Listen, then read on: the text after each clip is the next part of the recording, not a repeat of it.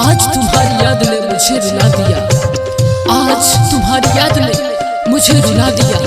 क्या करूं तुमने जो मुझे भुला दिया। ना करते वफा ना मिलती ये सजा, ना करते वफा ना मिलती ये सजा।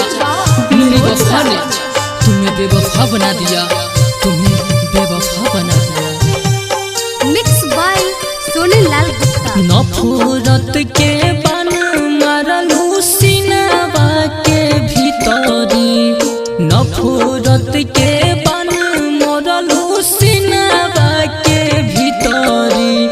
तुरलू डीज विनोद के दिल ए सोना, तुरलू डीज विनोद के दिल।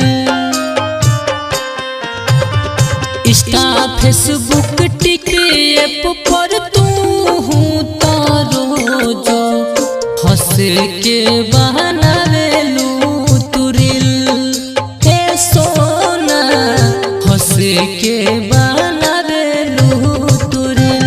अरे वो मिली तो क्या मिली, बन के बेवफा मिली। अरे वह मिली तो क्या मिली, बन के बेवफा मिली।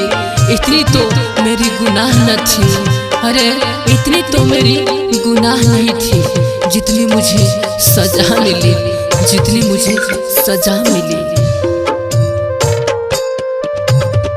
बचपन के प्यार के तू बुझल खेलबाद हो, सपना देखा के झूठो गइल तू विषाद हो।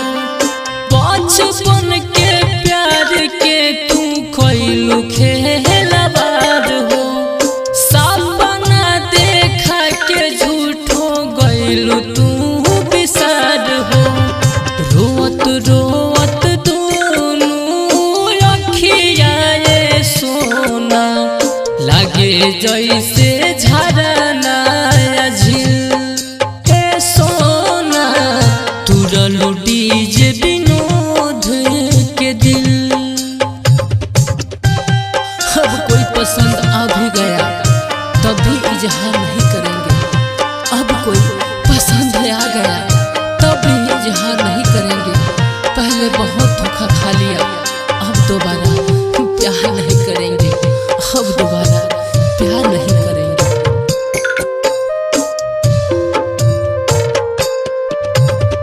तोहरा के चाहनी अपना जानवो से अधिका, हम रहने किसन तू तो रहू हम राधिका।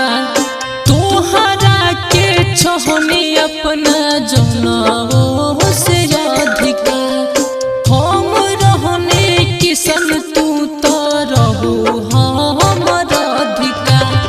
राइटर राम परवेश राजू के सोना, बुझलू नहीं दिलावा के फिर ए रानी। तुरलू डीज विनोद के दिल ए सोना। RB digital recording studio Mirpur.